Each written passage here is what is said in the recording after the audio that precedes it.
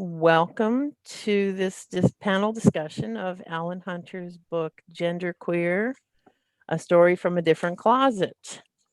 This is sponsored by Kramers Bookstore, which just changed its name to Kramers Bookstore in Washington, D.C. And we have three panelists to welcome. We have Esther Lemmens, who is the founder of the 50 Grades, I wish I could speak today, 50 Shades of Gender podcast, where she gets curious about all things gender, sex, and sexuality, exploring stories from gender diverse folks with inclusion, acceptance, and respect. Welcome, Esther. Thank you. And we have Rachel Lange, who is the editor of QueerPGH, which is Pittsburgh, and she's a freelance writer and editor. They live in Pittsburgh, PA. And last but not least is Menache, a radical lesbian feminist and socialist activist, and a founding member of the radical feminist organization Feminists in Struggle. They've all read the book and they're here to discuss it for about half an hour before Alan Hunter joins us. Alan is be quiet for about half an hour while everyone else talks about him and his book. Well, if somebody else is joining us, I think it's Carol. I'm letting more people in as I speak. I'm just multi-talented that way. There. Oh, it's Steve Bloom again. Okay. Anyway, panelists. Oh, I should mention to the participants who are not panelists that there will be a time at the end where you can raise your hand and ask questions of either the panelists or the author. But for now, you'll be muted. The three panelists at least have read the book. I think some of the other participants may have also. I certainly have. In fact, I had the privilege of reading it while it was being written chapter by chapter and then reading it in many incarnations after.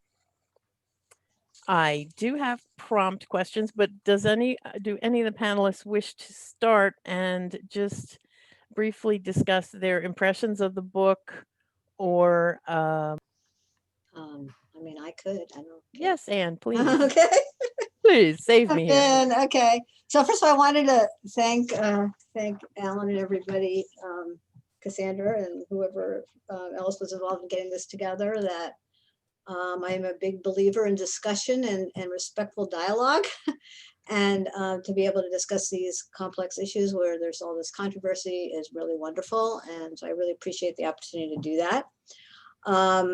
I did find the book interesting. It held my interest. I mean, some books I, may not finish. This one I wanted to, even without, a gun to my head that I'm supposed to do that in exchange for the free book. But I did find the story interesting. I have a lot of,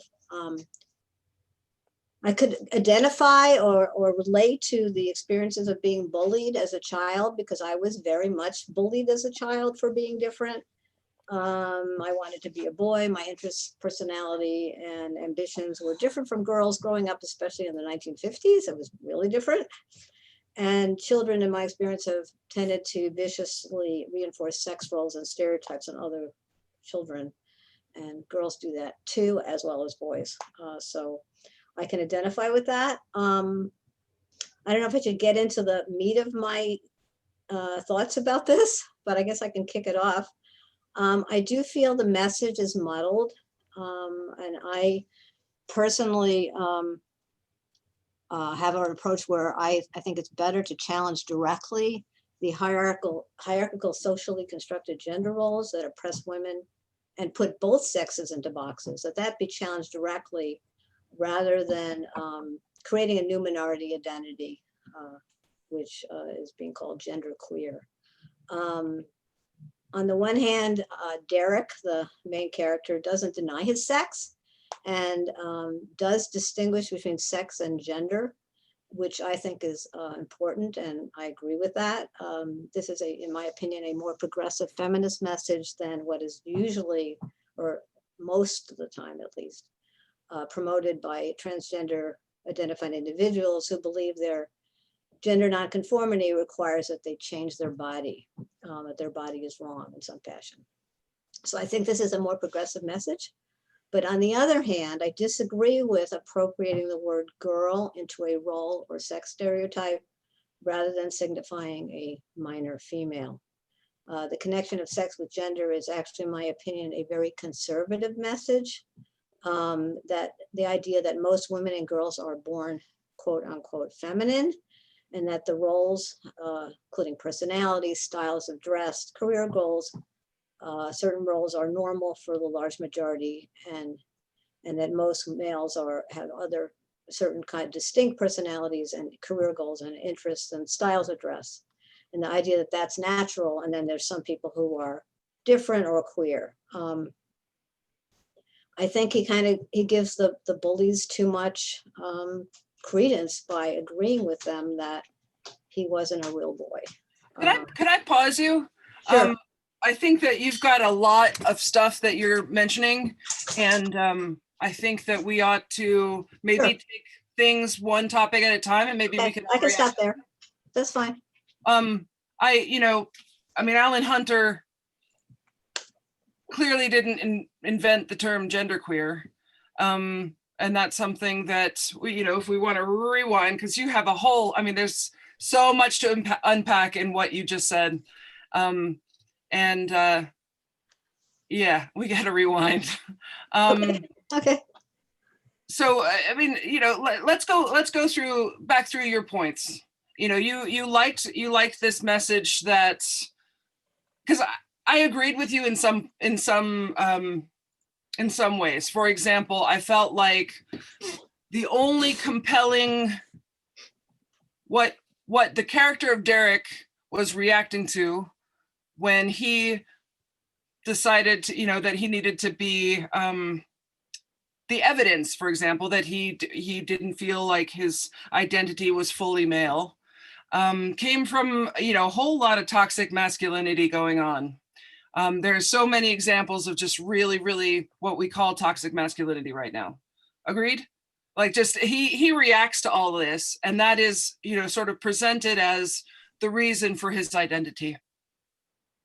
And I think that there's a point where you're like, okay, well, let's tear down all of this toxic masculinity because it's harming males too, so that men can also reap the benefits of a multiplicity of choices. Mhm. And that's fantastic. And that's a very queer view of society. Let's improve society by taking down all this toxic masculinity, rather than, as you say, create another minority identity. You moved on a bit, and you were talking about, in a way, it sounded like you think that it's appropriative to take the term girl or woman into that identity if one's genitals don't look a certain way. Are you asking me, or are you? Yeah, I am. It's because I don't want to interrupt. I want to. Yeah. Yeah. I think that, yes, I think it is appropriation to take girl and woman and turn that into a role rather than a sex. Correct. Do you believe that gender is a social construct? Yes. So, the gender is kind of what we That's walk sex. around in, right? We walk around into gender. No, we don't walk around. No, I'm we understanding walk what you around. said. I'm sorry. Sorry, we walk around in the world. Obviously, I don't mean we walk in gender, but like we walk around with a gender, and the gender, our genders are basically a social construct. We construct those in terms of other people. It's a social construct, so I guess you're agreeing with me, but I'm not sure. It's a social construct, Okay. essentially, that like it, gender comes in when we're interacting with other people, and it's part of what what we perceive about each other. It's socialized. In other words, we're raised into certain roles. They were called in the 1960s and 70s, or during the second wave of feminism, sex roles. Right. When I say gender, I mean sex roles. And part of my becoming a feminist was to decide I didn't like those. Absolutely. I never did, and to say I reject those, and I want to create a society. And we're certainly not there yet. Where Right. women are free and both sexes are free to be themselves, to dress as they like, to call themselves what they like, but that doesn't change their sex. And that's why I want to free up people from those boxes and free up women from patriarchy. So that's, to me, those things go together. So it's appropriate for someone to move around in the world feeling like they are female, and you feel it's because of all these sex roles that have been put on Yeah, us. absolutely. And if we I just think in a free society, because being female is not, femininity is artificial. It's part of the oppression of women. And it does have negative effects on men as well by putting them in boxes. And those boxes don't fit human personalities a lot. And people should be free to be themselves, but that doesn't change their sex. The idea that being a woman is a role is a very 1950s concept, actually. You're not a real boy because you're crying. You're not a real girl because you're not, shutting your mouth and whatever. We were talking before you came about how sex isn't so discrete either. And, the things that, essentially we agree, the things that you should do and behave the way that you should behave in the world should have nothing to do with what your genitals look like. But that sex isn't that discrete. I'm not just talking about intersex people, but I'm talking about, the way I walk in the world. The way I walk in the world is sometimes I have a beard. I am 6 feet tall. I have a lower voice. I'm big, and I'm strong. I have a lot of secondary sex characteristics that did not match with what they saw between my legs at birth. Being tall? I walk through the world choosing the things that I want to, and the way that I define my gender identity is, in a way, or in relation, because it is a social construct. It's not just social, meaning society created it. It is literally a social thing. The way that you and I interact, you perceive something about my gender. So I can. I don't. I just see you as a female.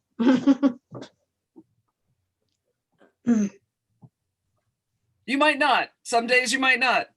If you ran into me in the grocery store, you probably would say, "Sir."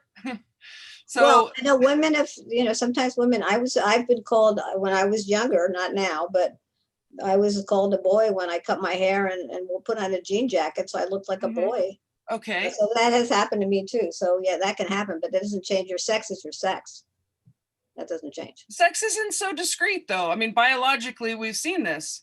And when we look at, we look at any study of, what the parts do to you, they, as you point out, we make our own choices.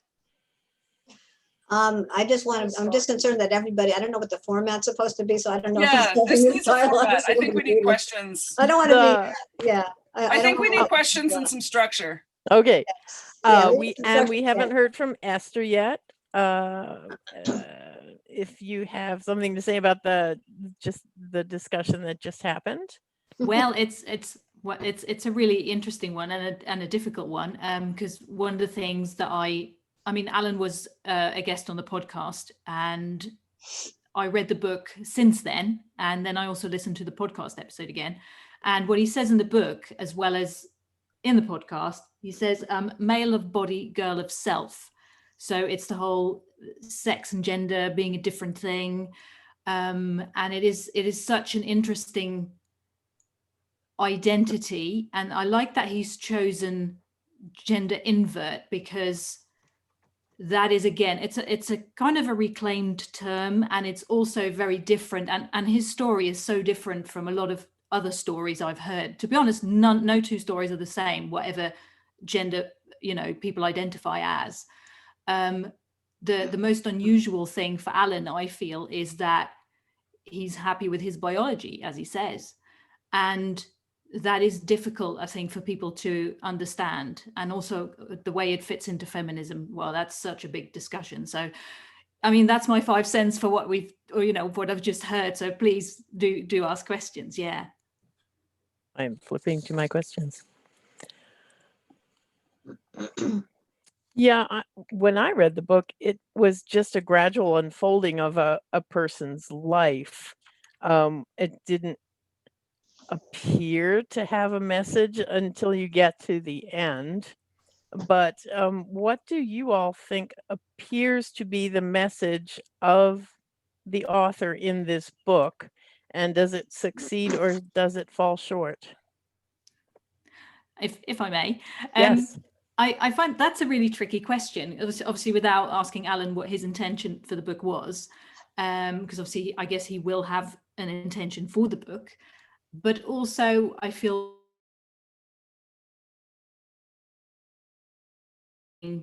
aspects of his life and his struggle basically to, well, fit in but not want to fit in, and having a sense of his, not identity as such, but I guess it is his identity, because he's kind of happy with who he is, but he's having trouble fitting in and belonging to and finding his people, his tribe, I suppose. Yeah. What else was I going to say? My brain went away then somewhere. What was the question? I know how you feel. Yeah, I do think it fell short a bit because we don't spend enough time figuring out or learning what led Derek to identifying as genderqueer. We don't see very much of that evolution, except for him, ramming up against toxic masculinity and having it not be him. So, and sort of, in some cases, kind of rape culture too. He's knocking up against that and it doesn't work and he doesn't like it. But that is the only, most of what is provided as reasons for him to have adopted this identity. That's what I took. I think those reasons make sense, that being different, not fitting into the box that you're put in. If you're a boy, you're in one box, you're a girl in another box. I didn't fit into the girl box. I didn't fit into either box, actually.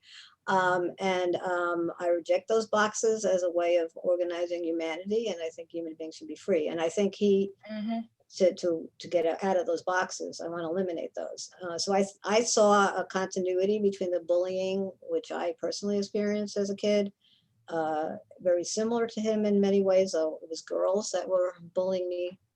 Boys did shit too, but it was mostly the girls that were having more contact with, that were bullying me for being different, and how hard that was, the pressure to conform to expectations of society, which I felt, and I tried to conform as well, and it didn't work really well with me either, under social pressure. It was interesting the way he tied in the use of drugs and alcohol as part of trying to fit in and being cool and accepted by peers. This stuff is very destructive, and so because he felt that he wasn't a typical male in this society, that he the way he wrote it, it sounded like he came up with it, but I know he didn't. So the idea of genderqueer, but the idea that he has a special identity.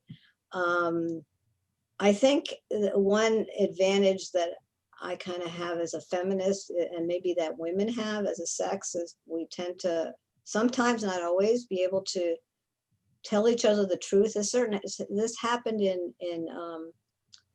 because of the force of feminism, actually, where I thought that all the women, all the girls around me who were having a great time and they were popular and they dated boys and they had, they were, just really successful, and I was just the weirdo, right? And so I thought I missed everything. And so one time in college, a feminist came around. The women's movement was just starting, and a feminist came around, and we started talking, and so I was there talking to her till 2 in the morning, and she had been a Ms. Popularity. She had been everything opposite of what I was. She had been the prom queen. She had been the dated the best, most popular football players in the school, etc. And she told me, you know what, Anne? I was miserable. I said, really? Tell me like the truth. So it's like, you mean all that shit really wasn't, I hadn't really missed anything. It was all bullshit. She said, yeah, it was. So it was this kind of honesty, which you wouldn't have gotten before feminism probably very much, because women were being too competitive with each other. Girls were being competitive. But I learned that it was all bullshit. And so, but I don't know if boys or men, tell that to other men, this is all bullshit and I hate it too. Even though I may play along and it may look like it works for me, it doesn't really work inside. But I think that probably is the case. I think that roles, these sex roles, don't really work for anybody. And that's why I'm an abolitionist for abolishing them, so that people, will be free to express themselves as they like. And I don't think there would be these issues. These issues would not exist. I think that you wouldn't have the kids beating up on other kids because they're not conforming to their proper role. And you wouldn't have people hating their bodies or going through all this. Well, keep that separate, because I think gender dysphoria, while I agree with you, I am 100% behind you. If we got rid of toxic masculinity in this book, for example, to go back to the book, there would be no reason. There would be no discord. There would be no, there would be no tension in there. And I think that being able to pick what you want and being at the point where you can pick what you want, pick what you want to do on the, and not be stuck in those gender roles, is crucial. And everybody's trying to figure out a way to live their lives with that, with the reality of what's here being the case. So the reality is we walk through the world, we get identified different ways. I get SIR'd even if I wear a dress. And it's, it's usually people who are trying to make a point. But the fact is, we can actually just choose. We can choose which things. You can choose to have short hair. You can choose to have, a baseball cap. You can choose to walk through the world that way. That you can, and you run up. You have a lot of tension with it. You have a lot of, we have to fight the bullies with it. We have to do, we have to fight these bullies. The cop who pulled me over, who was, demanding, calling me sir and telling me blah, blah, blah, and this and this and this. He was trying to intimidate me because he couldn't tell what gender I was, and he was trying to upset me. There are lots and lots of situations where this kind of thing happens. We need to be able to walk through the world and make our own choices based on what's good for us. And it would be great to have the freedom to do that. And I think that's the most radically feminist idea ever, that we get to have the freedom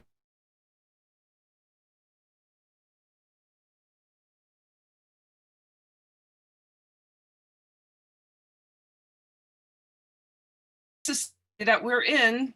This means this. Okay, well, it shouldn't, and I want to change it. I want my kid to be able to play with whatever toy she wants. I don't want her to have to make choices based on her gender or her sex. But here we are. You choose what you're going to choose. She gets to pick. I don't know, yeah. She gets to pick. She gets to pick the cars. She gets to pick the short hair. She gets to pick whatever she wants. Right, but that doesn't make her not a girl. No, that doesn't. But if somebody, wants to move in that space more thoroughly, then good. People should be able to make choices about their bodies and their pronouns, because pronouns are language. That's yeah. And people should be able to make choices just about pronouns, to use pronouns to connote sex and not identity. That should be free. We should be free to do that as well. Not when you're talking about me. And it's not respectful. If I didn't call you by your name, would you feel respected? If I chose the pronouns that you go by, would you like to? Would you like to? I mean, no. Call me anything you want. People call me they pronounce my name Menache all the time. I usually don't. And you correct it and you move on. You correct it. Speaking of moving on, I don't care. Moving on. Anyway, why don't we move on to another question before this devolves? Language changes, and you know, I don't know, source MA in linguistics. Let's move on to another question. Sure. What, if anything, does genderqueer have to say that hasn't already been said in many other books? On the other hand, what books does it appear to be adding its voice to? I can't, to be honest, I can't say I've read many books on the subject, so there's that. But one thing I like is about, also adding to the discussion we were just having, like it's about self-identifying, isn't it? Because when there's no language, you know, labels can be used for good or bad. And when there's no language for something, it's really hard to obviously express and communicate those things. So as Derek, not Alan, Derek, found the words and the ways of communicating it, he obviously found ways that fitted him, and that could change, and it might not 100% fit, but still, you know, so gender invert, gender queer fits for him. I like the word queer myself. I identify with that label. And yeah, that's my 5 cents. I agree with you. I like that. I like the word queer in that too. And I also think he's created something that sort of fits in with a documentation of queer experiences, even though he doesn't use the same name, and he's changed everybody's names. It's not a historical account, and I know that there are some plot things that have been altered, but it sort of fits in to me with history and with the fact that a lot of people's stories have been erased. And it's good to know that somebody in this context, you know, questioned their identity and questioned their gender. And I find that, you know, that's a really valuable, that's where it fits in for me. Let me just say something a little bit different on this stuff. And that is that I've read, and it's been a long time, so I couldn't give you specifics, but I've read kind of coming of age stories by males. I'm trying to think. I mean, even Portney's Complaint, and I don't know, there's just several old books I've read. I don't remember very well, but it did seem like this was definitely the story of a man coming of age. It was very clearly a man coming of age. It was very much an experience that men have, and that I think that there wasn't a lot of recognition, I think, in the book about the impact of his own male socialization on himself.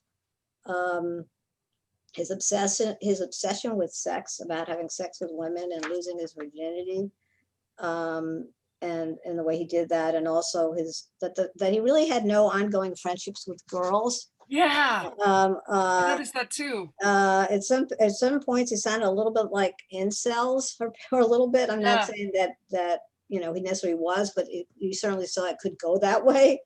They seem to be objects rather than people, and except for the fleeting human connection that he had with this girl named Linda when she was like 14 and he was maybe the same age or something, where they seem to have some human connection. He didn't seem to have that.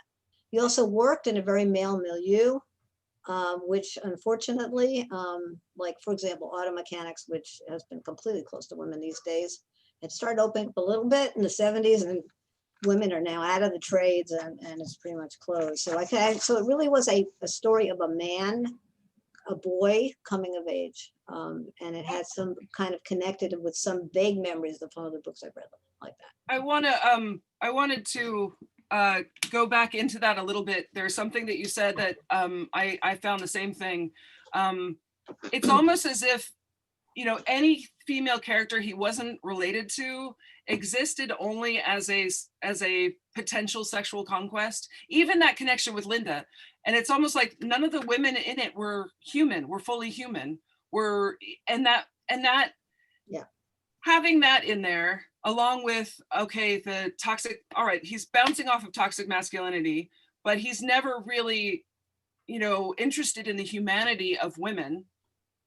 And then that's what leads him to this identity, which, I mean, while I clearly disagree with you on a lot of gender identity issues, I still find like, all right, you're sort of defining women as sexual conquests, and then you're defining womanhood, or the, you know, how you take girlhood in your brain as not its own thing, not its own human thing, but as the opposite of what the men are. Right. Yeah, he's still buying into the stereotypes. And he's not treating girls. I mean, he's claiming to be a girl, but he's not acting anything like a girl. And he's not interacting with them as humans. Correct. And or like, you know, yeah, I found that too. That disturbed me a bit. That's an interesting one. I found, yeah, I agree to some degree with that. Yeah. And also for the main part, I found it was just really conflicting for him because he's like male bodied, but he doesn't relate to the stereotype and the dynamic at the time, what men were like and what women were like was very, very, obviously very toxic. And he was rejecting that, but at the same time, he also had a lot of sexual feelings going on and wanting to, you know, connect. I did also get a sense he really wanted to connect with the girls and have this intimacy. But I think maybe he learned only one way to approach it. And obviously that wasn't working for him and he tried all these different things. And it just for me, the conflict was very obvious. Yeah. It may not have been all sexual. It may have been a kind of intimacy, but it's the girls don't exist outside of me wanting to be. I see what you mean. The way it was written. Yeah, there was a lot of sexual charge about it. Yeah. Mm-hmm. Yeah, so it's very much a male perspective and a male experience. I think a male perspective, but a male experience, I don't see it that way because he was obviously like in his identity as a girl. And I think that's obviously where a lot of conflict came from. Yeah. Hi, Alan. Hi. Yeah, the identity, but his experience, his real life experience was socialized as a boy who didn't fit in with other boys. That was his experience, which is very different from the experience of a girl who either fits in or doesn't, or fits in to some degree. I think nobody really fits in, but fits in perhaps more than some other people, or those who don't. It's still a very different experience. Which is and why the attitude toward, there was sexism involved in the attitude toward females. Which is why I would have appreciated some more about what led to the gender identity shift. We could have taken out whole sections on the mechanics of the car, or the or the technical stuff about the music playing, and and just left that and given us a couple more, maybe a chapter or two on what actually led to this change. Otherwise, all we're left with what is bouncing off toxic masculinity and and what we have about the girls, the inaccessibility of girls. Yeah, I don't see it as a change. I don't see it as a change. I just see it as grappling with not fitting in, trying to accept himself, and coming up with this, which is kind of the in the political environment at the moment. And that's good to accept oneself, and that was a good thing, but it wasn't like anything really fundamentally changing. I mean, he's a male who doesn't fit completely with the sex stereotypes, and was bullied and abused because of that. That's who he is, and that didn't change. Nothing really changed fundamentally. Many of the first set of publishers and lit agents and editors and so forth that I interacted with were unhappy that I spent so much of the book in the early parts of my life at junior high, and they really wanted to shorten that or just start with the college age material. And part of the reason I wanted to have some of the early stuff was it's only starting from an age where sex per se wasn't something fully congealed in my mind as something that I expected to have in my life. I had sexual attraction to people, but even I had a nostalgic craving for the kind of relationship I had had as a third grader to a girl named Karen.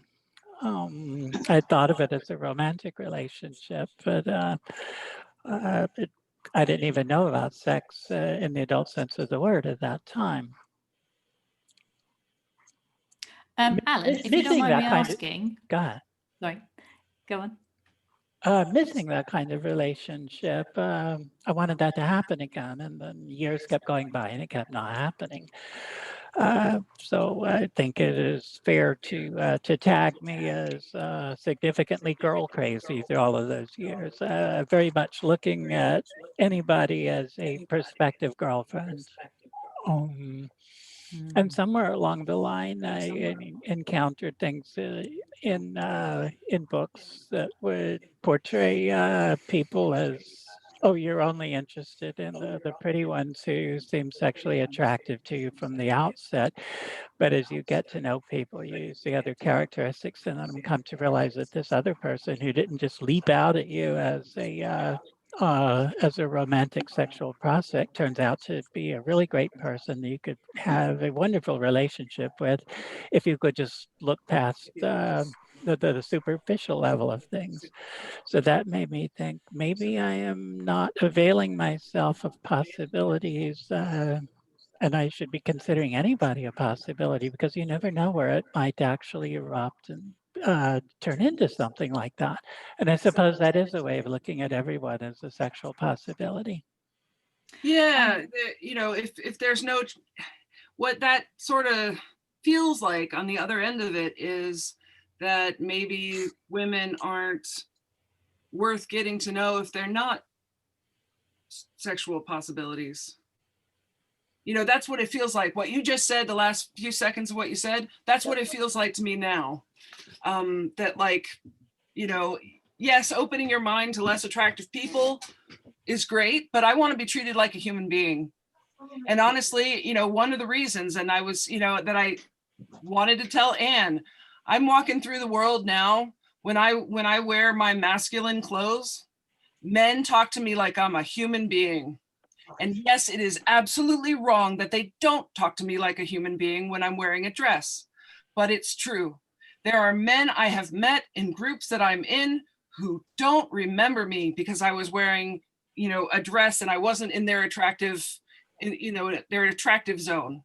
And then I sit there looking like a man, they talk to me like a human being. Do I like them? Do I want to fit in with that? No, I don't.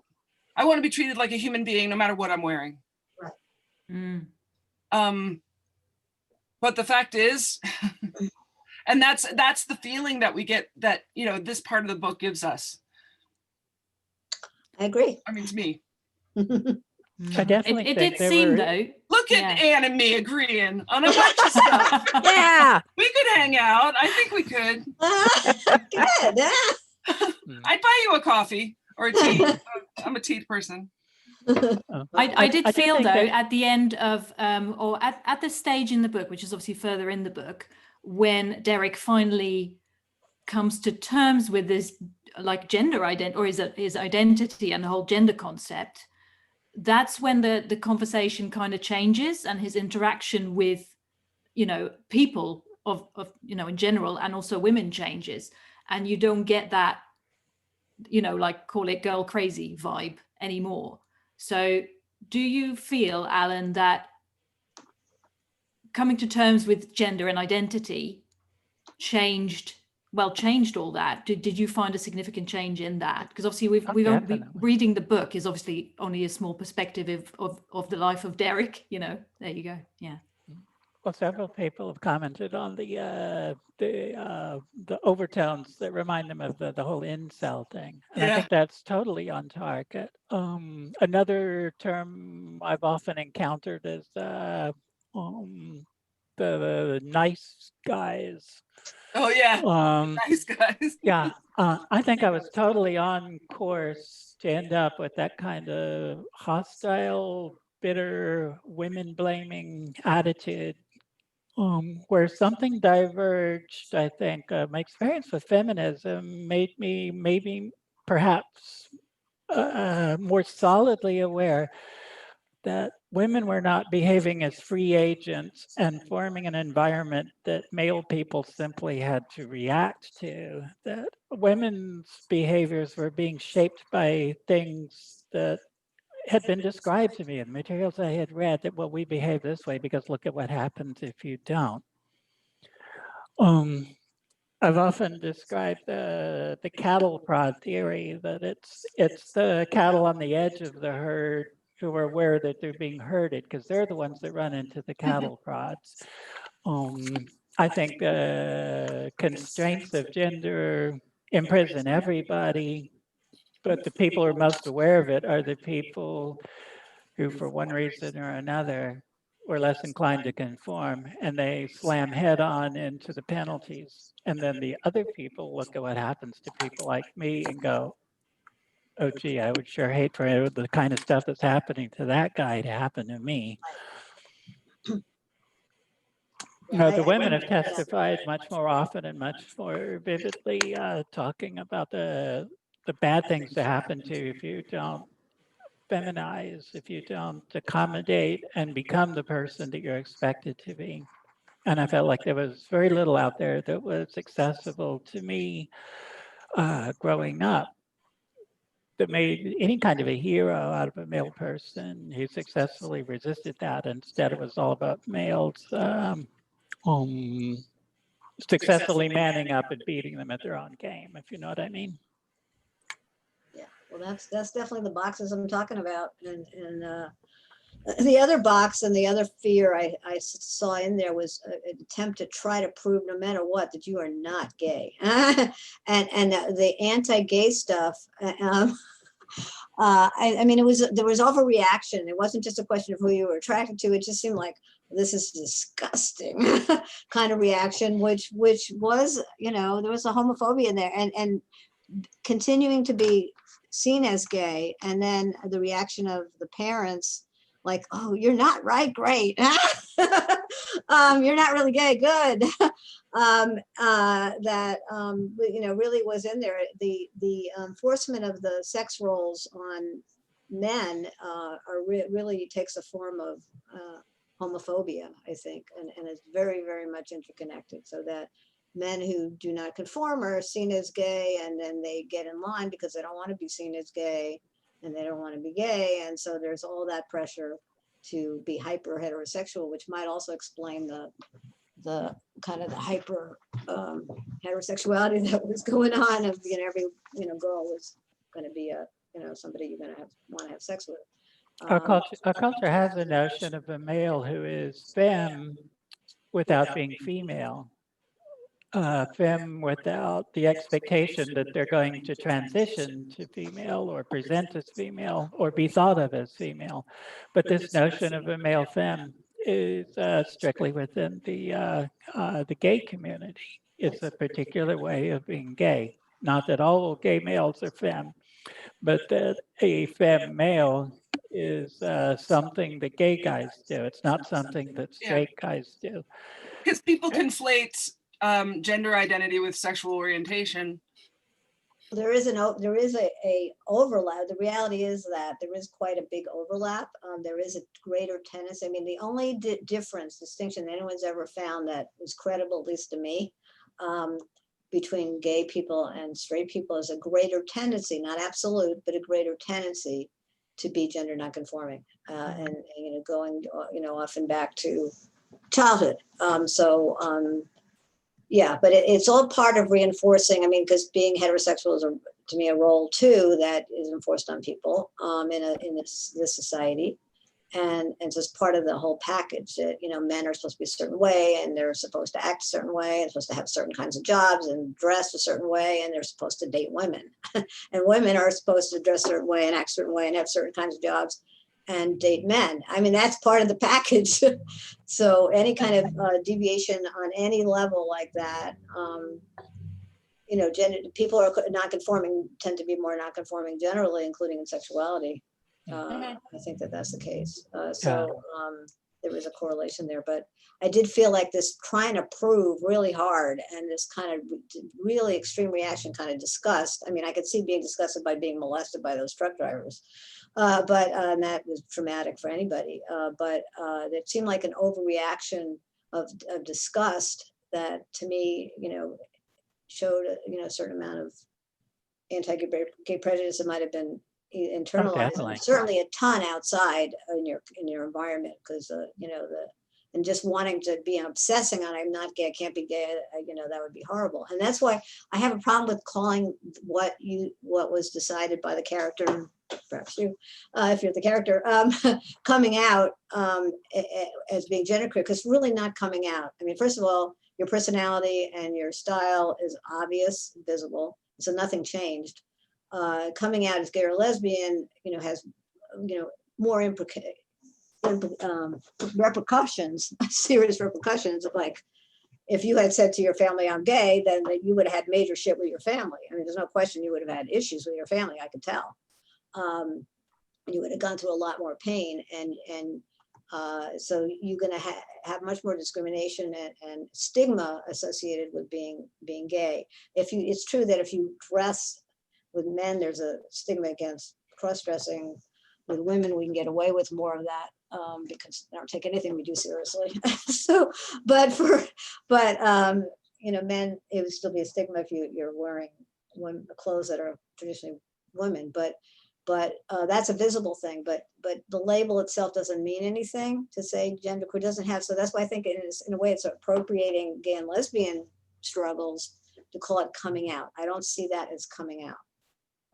And that, because it's really a big deal for people to say that outwardly to themselves and to the world that they're gay or lesbian. That's a huge deal with huge repercussions with their ability to hold a job, their ability to be, whether they're going to be accepted by their family, their church, whatever, their community, losing friends, losing livelihood, losing custody. I mean, all these things, they still happen. I'd like to add on to that and just say, it hurt me to read too, that the homophobia hurt me to read too. But the coming out didn't feel like appropriation because, again, I've had to come out multiple times and about my sexuality and then about my gender. Trans people have to come out, and the coming out process can sometimes, can also sometimes be really risky. And really, really sensitive. A lot of the complexities of having this conversation revolve around the use of words, the whole "what are we going to call it" thing. And no choice of word or label is ever completely neutral. There's always some risk of appropriation. And the separation between identity on the one hand and something as architectural as what we call a role on the other hand is not always that simple. We tend to talk about sex roles as thing like the guy goes off to work and works outside the house and he has a role like a doctor. And if women do that, they're breaking out of their sex role expectation. But I think a lot of the way role in the sense of gender actually works, it's more like we carry in our head notions of characters like Sigourney Weaver or Harrison Ford, people from whom during our entire lifetime we've learned ways of having certain personality attributes, certain nuances of behavior, certain ways of being in the world. And we have learned from those and modeled ourselves on them, aspired to be like them because we found them heroic or admirable. And all of those tend to be gendered. And so our association of what it means to be of a certain gender are so interwoven with our experiences of these characters and how they've behaved and comported themselves and succeeded or been admirable characters. And it can be out of our reach sometimes to simply set aside all the gendering and just say, well, I will simply be a person and I will not consider myself to be constrained by any gender expectation. But that's painting gender as if it's entirely consists of things you shouldn't do and things you can't do, restrictions. But people find empowerment in drawing upon these heroes, these models, and it can be difficult to avail yourself of those if the ones you want to emulate, the ones you find admirable, the heroes you've chosen are considered to be a gender different than the way they identify you. And for words, I remember reading the story of Elizabeth Blackwell, the first American woman doctor. And they didn't have a word for somebody who was a doctor who was not male. The roleness of it was so intertwined with the sex of it. They say, we can't call you a doctor because that inherently means you're male. Maybe we should call you doctrix. You have a similar problem with words like master. You'd say, well, the female version of that would be mistress, but it doesn't mean the same thing. It doesn't connote the same thing. It doesn't even denote the same things. So yes, it's appropriation to some extent when you begin to recognize our language doesn't have a word that means the thing that I want to convey. I'm going to have to borrow one that's used in a different context that it kind of means what I want to say metaphorically, poetically. I know it also means some other things that I don't mean, but I can use it anyway, hoping people will make the connection. What's wrong with gender nonconformity? Oh, it's fine.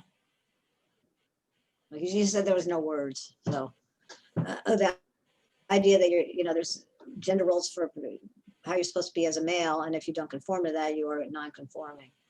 Mm-hmm. Well, I've written about the limitations of androgyny.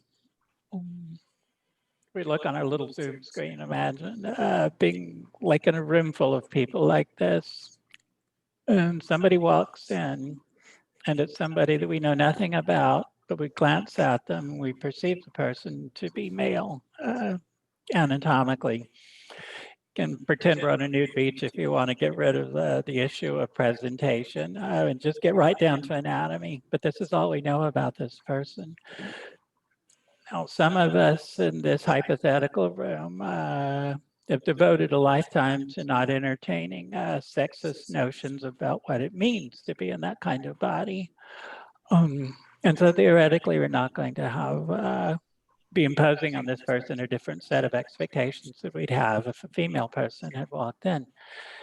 And yet we know we're not the only people in this world. We're aware that we live in a world where other people do have sexist attitudes. And that person who just walked in the room, they have to live in this room. So it might be inside of our heads. Well, maybe that person who walked in is one of those folks who spend their life just like I have, of not trying to get encultured into a belief about how they're supposed to be just because they're male. But on the other hand, maybe they're like those other people we know so well that have accepted those definitions. So what happens is our expectation tends to sort of be in a continuum between androgynous and stereotypically masculine. We don't expect the person walking in to closely conform to expectations of female people because why would they? But if you see what I mean, it kind of skews our notion of androgyny. There's something radical by saying there exist people who are male in body, but who, for various reasons that don't have to do with feeling like they have to, but just that they happen to resemble the expectations that are normally foisted onto female-bodied people. And once we put that expectation on the map, that there might be such people, it changes people's expectations when they encounter a male-bodied person. Right. But I mean, the issue is really a political one of being opposed to the system of gender, period, and wanting to free people from those expectations, period. It doesn't mean that we're all going to be completely freed from it 100%, but that's certainly, people can move in that direction at the very least, and not try to reinforce the idea that, you know, to be having a certain set of behaviors or personality means you're not a real man or you're a girl, and vice versa.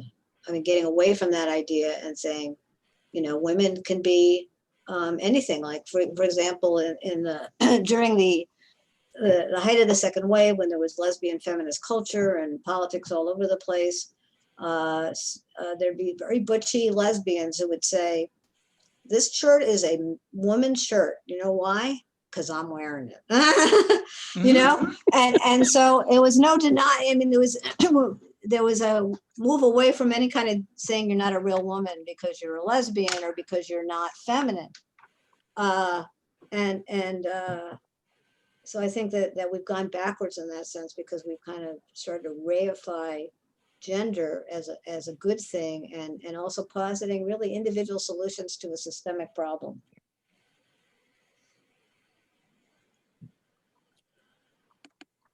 Do we want to open the floor to audience guests asking questions? We do.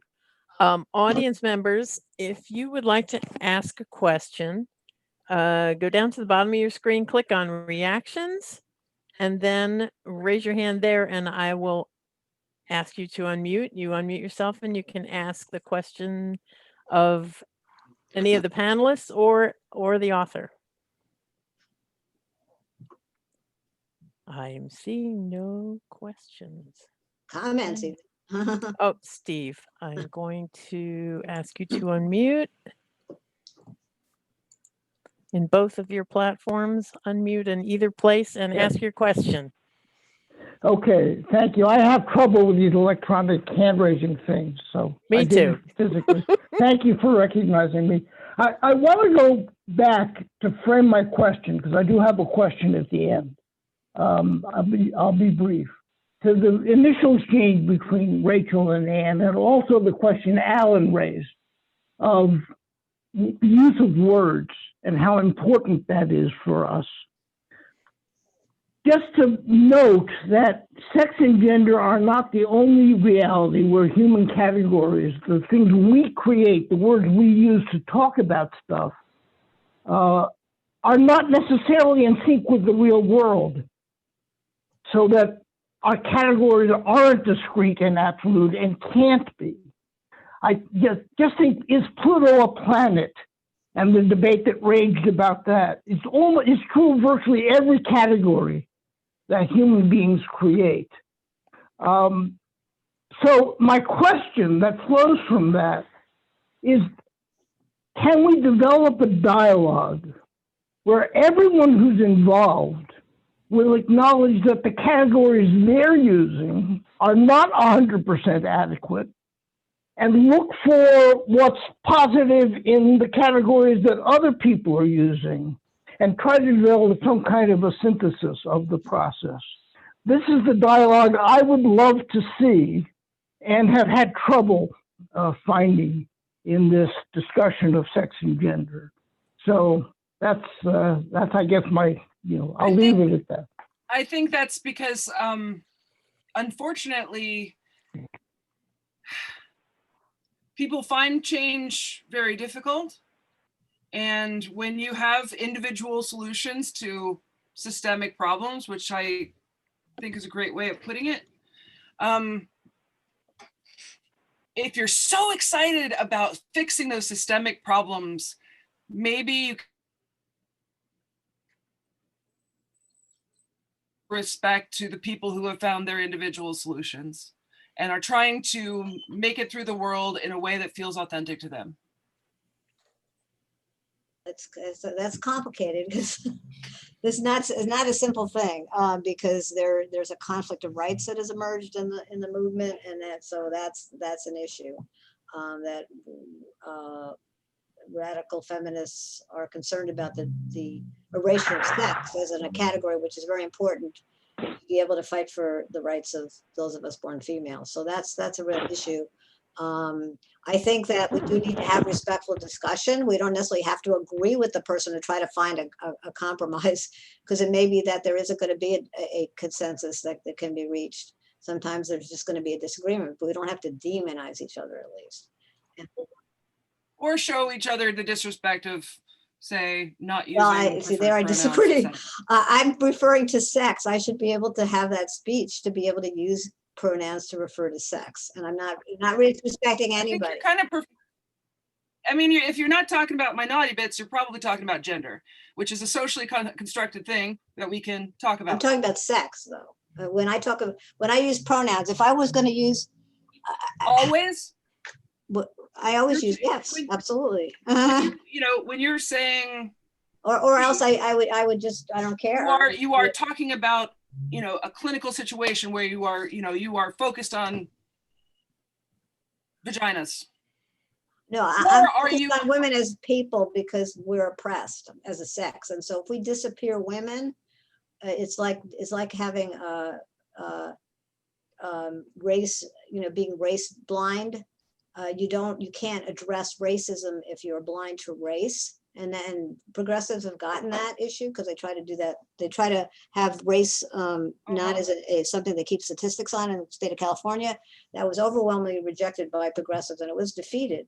But disappearing sex is very serious for females. And so what we need our language to be able to talk about who we are in order to even fight for equality, which is not yet achieved. So that's the problem. It's also a problem of like speech, that I'm not insulting somebody by saying they're female. I don't think that's an insult, or male, whatever they are. It's not an insult.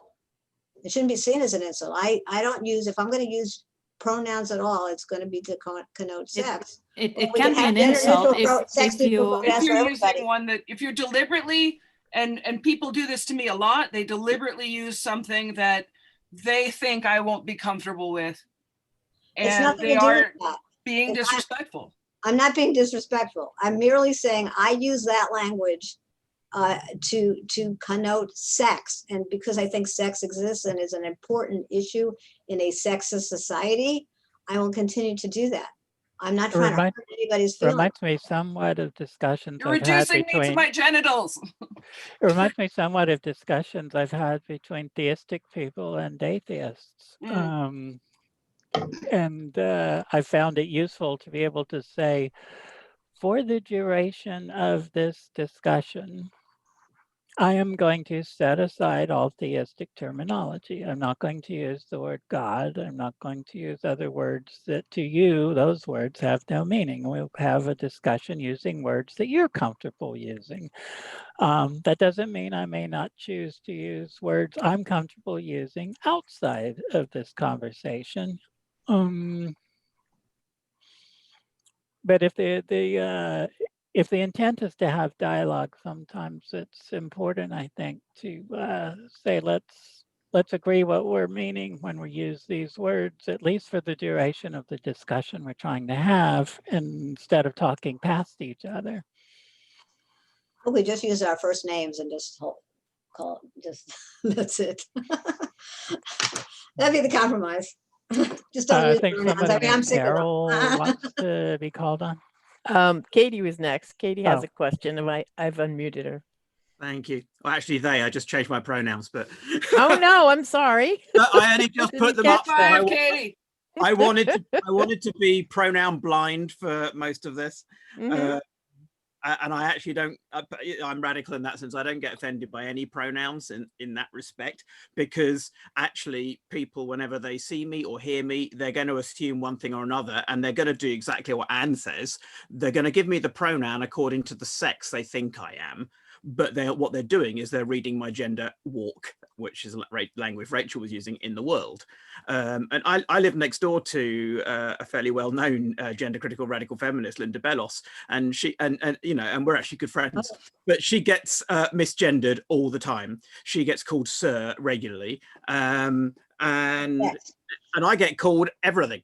And in the end, I don't usually bother to correct them, because I basically realize that they're reading what they see and what they interpret by that, and that actually has very little to do with who I am, but it does have some degree of reality to how I feel, and that's where Allan was talking about turning around these kind of gender roles from. I'm kind of summarizing what he says with my words, but turning them from repressive to expressive, and having, and the language Rachel used of having the freedom to pick.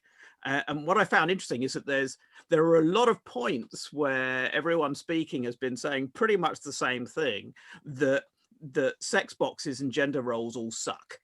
And I was being polite. And Anne was talking about wanting to be an abolitionist of those things. Of gender, not sex. Yeah, I'm not yeah, trying to abolish sex. They're different an there. abolitionist, I understand that, but an abolitionist of gender, but then and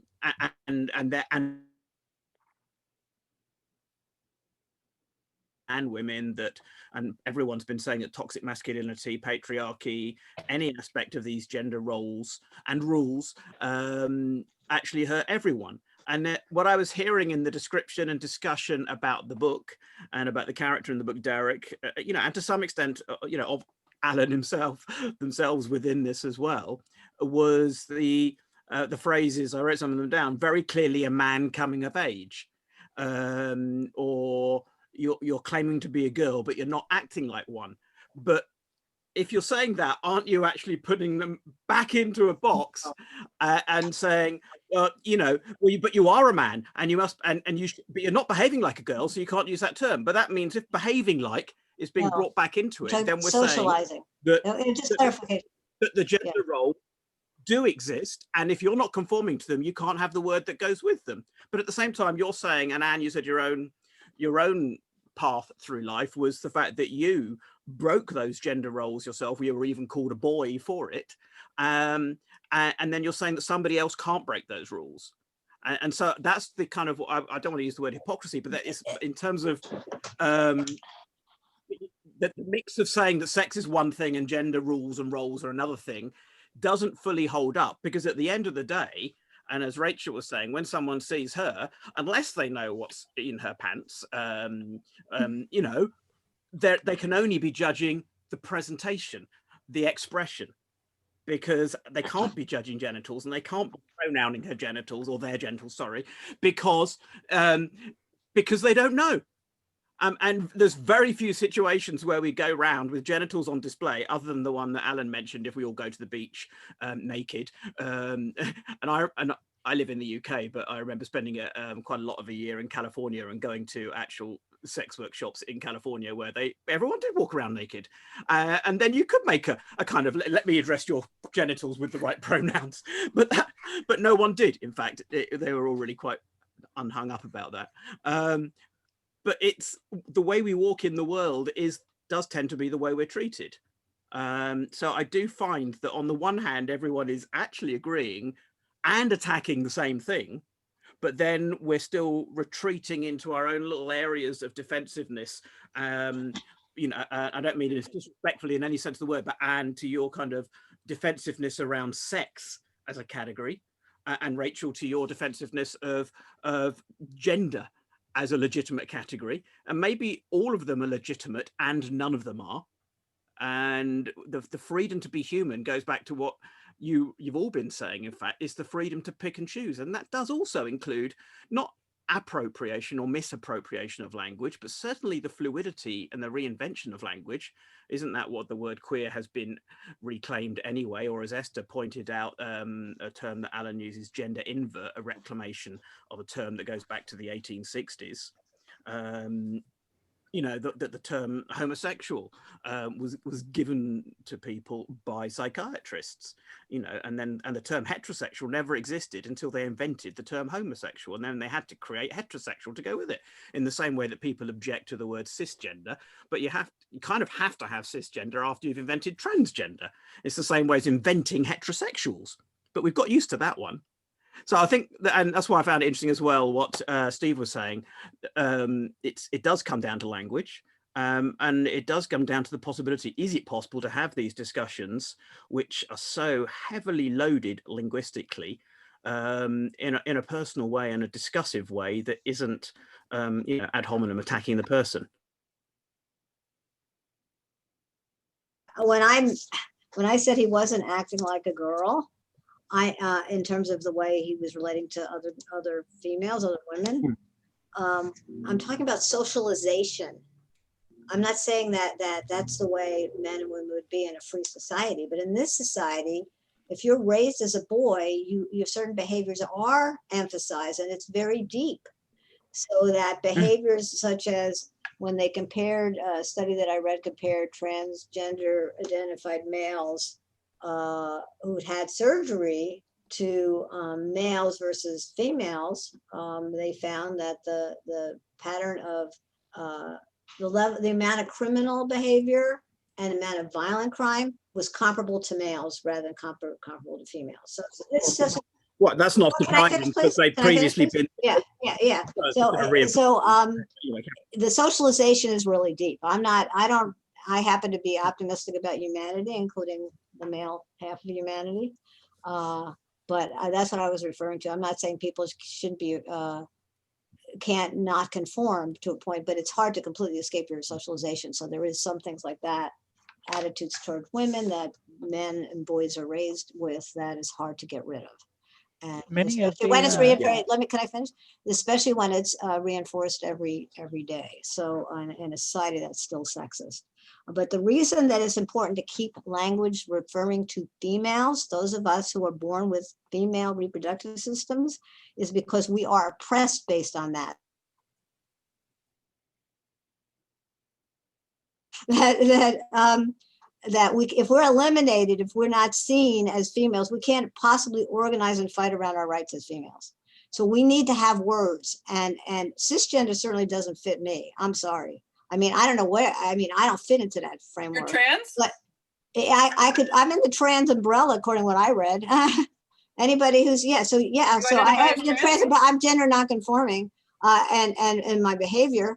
So, and that according to, the definition in the state of California, definition that was, I saw that, I think they took that from a transgender, the trans umbrella. So I don't fit into those things, and I don't have that framework. I don't see people as, fitting into the roles or not fitting into the roles, because I reject the roles. Doesn't mean that there are times in my life I've conformed, who hasn't, right? Tried to conform, right?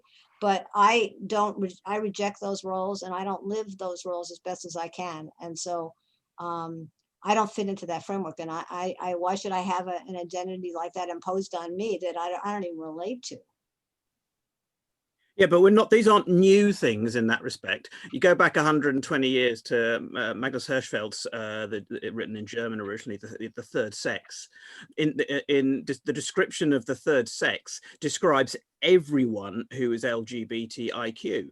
In other words, it describes sexuality, it described intersex, and it described trans in that sense as trans wasn't a modern word because he was using it at the time, but it meant then just transvestites.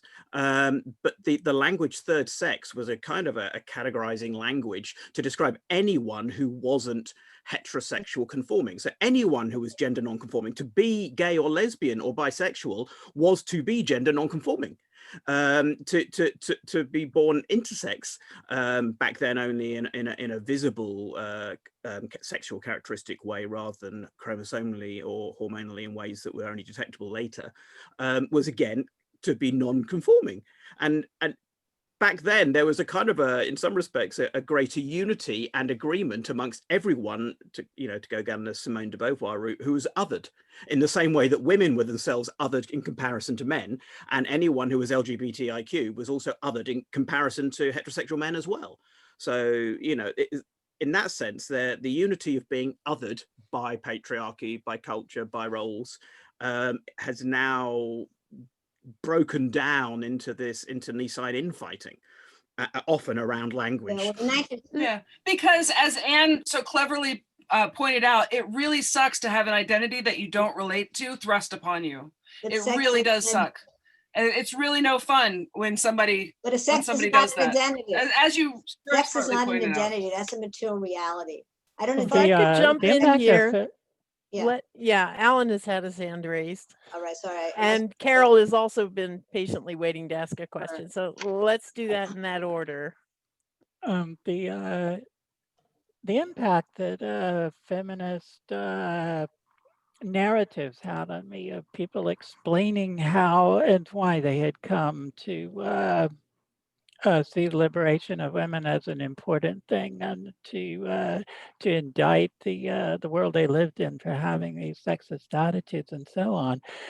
But they were written in such a way as to essentially say, come on, I want to put you inside of my head. You walk around in my head, and instead of attributing my behaviors to the fact that I'm a woman, start to understand my behaviors as a reaction, a very understandable reaction to the context I'm in.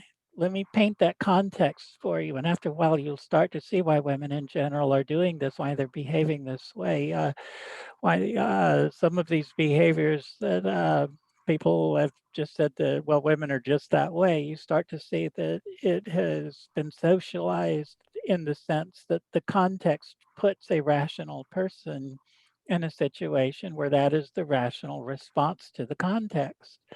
And you understand after looking at it a while, oh yeah, then the context has to change. I see that. This is, if I was in that context, I would be pushed into those shapes and shaped in that fashion. So to some extent, my writing was it was written with the hopes that people would walk the proverbial mile in my shoes, to see the life I had lived as a context that a person would have to cope with, and how the decisions I made, the behaviors I engaged in, are outcomes of that. Yeah, well, yeah, I agree with that. I just want to say about the sexologists, I don't see 19th century, I don't take my philosophy and thinking from 19th century sexologists. I think they were incredibly misogynistic and had the idea that women were supposed to be a certain way. And if a girl had ambitions to do anything, she was considered not a normal female. And I think that those are really sexist attitudes. And I don't, want to bring back that idea of the third sex. And I don't think being female is an identity. I mean, it's not any more than in my height, my age. Anything, those are physical things about me. Those are realities, not identities.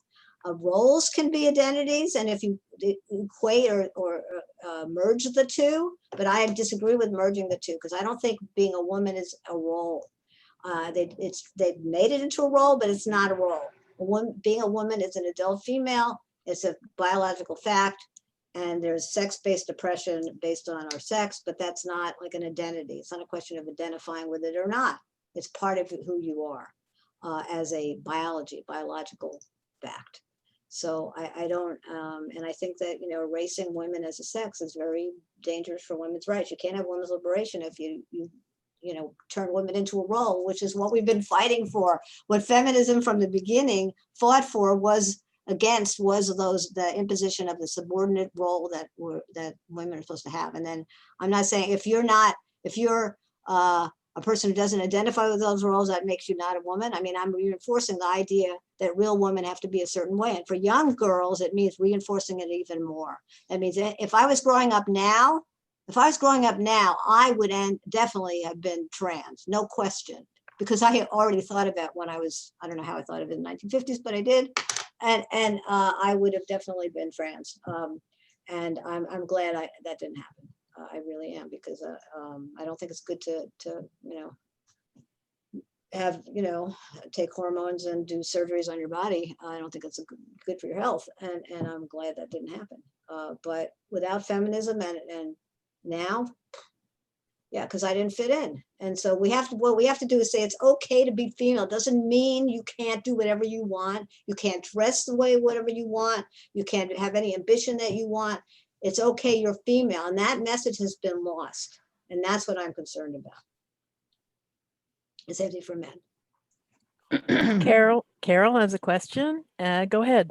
Well, actually more of a comment. I completely agree with Anne that, that's the whole basis of feminism, that we've been fighting against these oppressive gender roles and, sex-based roles that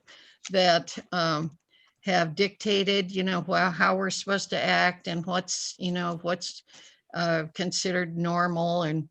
And it has been an oppression millennia that we're fighting here. And language is important, as we've said, and abandoning sex and even questioning, as people are doing these days, questioning whether sex exists. Sex exists. We're a bisexual species, and that's the reality. And when we start, attacking these kinds of material realities, it has very, very serious consequences. Not only, is it an attack on language, it's an attack on biological reality.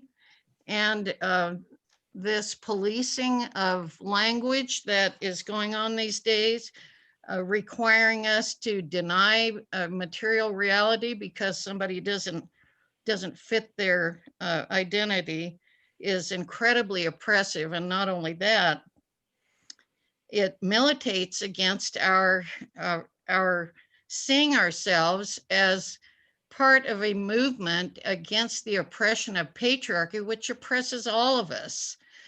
And, if we can't, we can no longer identify as a sex, we can't organize, we can't possibly fight the oppression, the tyranny of patriarchy, which puts us all in these horrible little boxes. As a straight woman, one of the things that was horribly oppressive for me growing up was the whole idea that women aren't supposed to be smart, which was unbelievably oppressive and which I bridled against. And I got involved in the feminist movement. And the thing is, we have, not only does it make it impossible, does it erase women as a sex, but it makes it impossible for us to organize on that basis. But there's established law, for decades now that we've been fighting for on the basis of sex.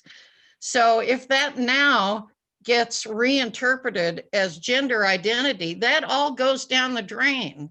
We've lost all of the gains that we've made. And I want to cry when I say this because it's so upsetting. How do we lose? Be specific. What gains are you referring to that get removed when trans people are allowed to exist? Everything under, Title Say 9. one. Anne can speak to that. Tell me one. Okay. So Tell me one. Honestly, like. wanted me to answer or no? Well, Okay, sure. Just Tell like me Carol one. did. Okay. So would like Carol to, but tell me one. trans people not allowed to exist. I mean, first of all, putting it like that is really, I think, distorting what we're saying. It's not. You're saying that people Okay. should be organized based on their genitals only. No, I said women are oppressed as a sex, and because we're oppressed as a sex, we have a right to organize as a sex. That doesn't erase anybody else.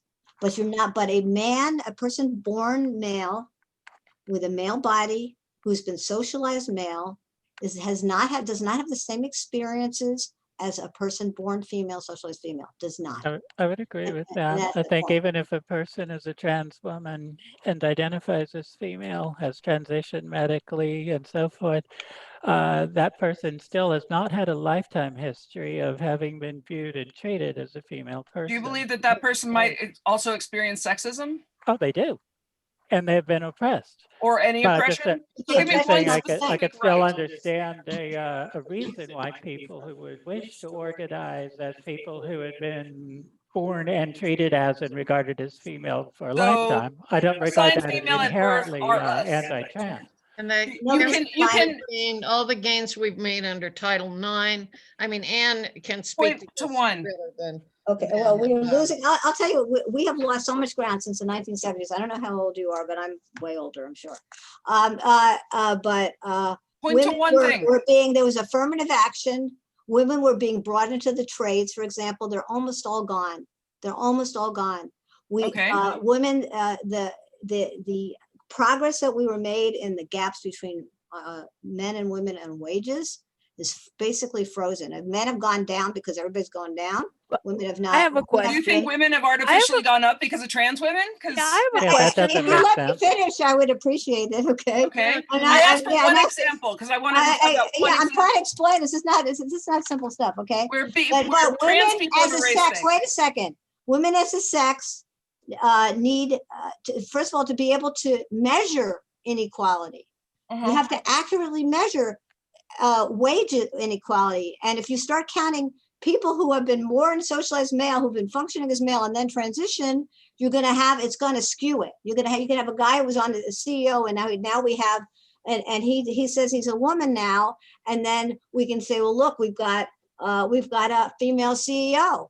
We have affirmative action for women, ends up men can get it, like in political parties. I'm in the Green Party, but there's other, the Democratic Party, this has happened, where they have a male taking that position. We've had LGBT community organizations where they have co-chairs, male and female. The trans woman takes the position. So that was a woman's position. So yes, there's a conflict of rights here. And then there's the issue of women's spaces.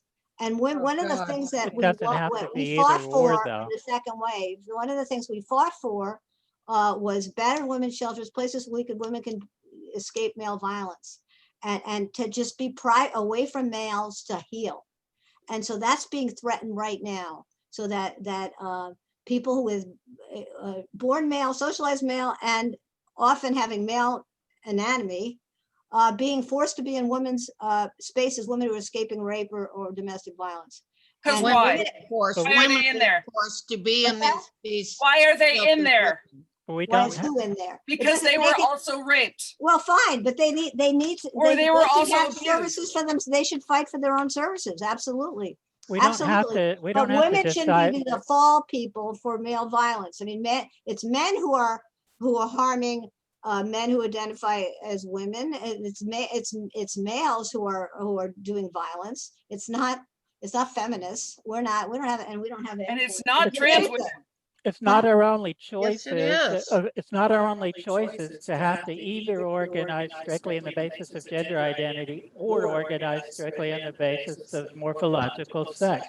There are times when it makes sense to use one. There's times when it makes sense to use the other. I'm not And denying very that. little is accomplished by saying this is important to use, therefore we should never use the other one as a tool of I'm not denying organization. anybody's right. I'm just to be clear.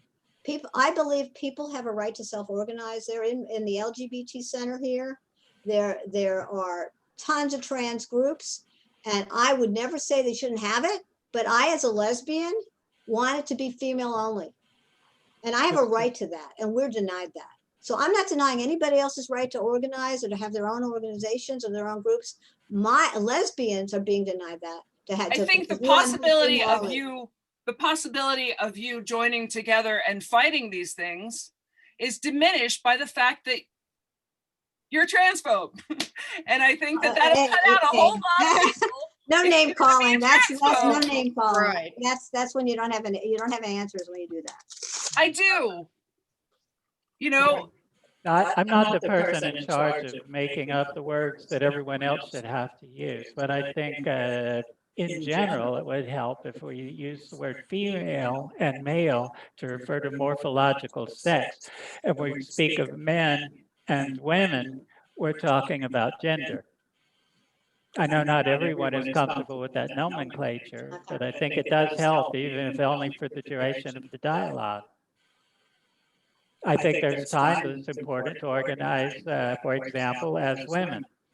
There's times when it makes sense to organize as female people. Well, I wouldn't agree with the change of language, but I would agree with not calling people names. And I just want to say there's no basis for that. That's just, if you want to we should have a conversation. We even found areas where we agree. And so, but that kind of stuff interferes with having a dialogue. And so I just want to object to that. I don't hate anybody. I'm a solidly progressive through and through. And that's just not true. It's a smear. I hate seeing the feminist community and the LGBTQ community polarized against each other. It just cuts me apart. I know that this hasn't all been pleasant, but I feel like we're actually listening to each other. And I think it's great, that. Alan. I mean, this is about as close as we've gotten to a dialogue anywhere. So you've definitely broke some ground here. I thank you for that. Yeah, I agree. I'm a person who identifies as femme. I identify as a feminist. I'm definitely male. I embrace feminism. I have at times in my life been told you can't be a feminist. Only women can be feminists. I've been told by people, you should call yourself a woman. I don't know why you persist in calling yourself girl. And of course, people have said you shouldn't call yourself girl either. That's appropriative. It's hard picking words.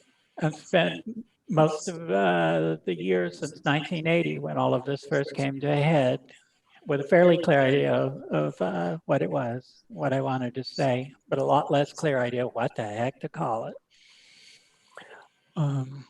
It's awkward. I look at the experiences of lesbian people and I feel an affinity that there are similarities in experience. I think it would be appropriative to ever refer to myself as a lesbian. And yet there are things I have in common.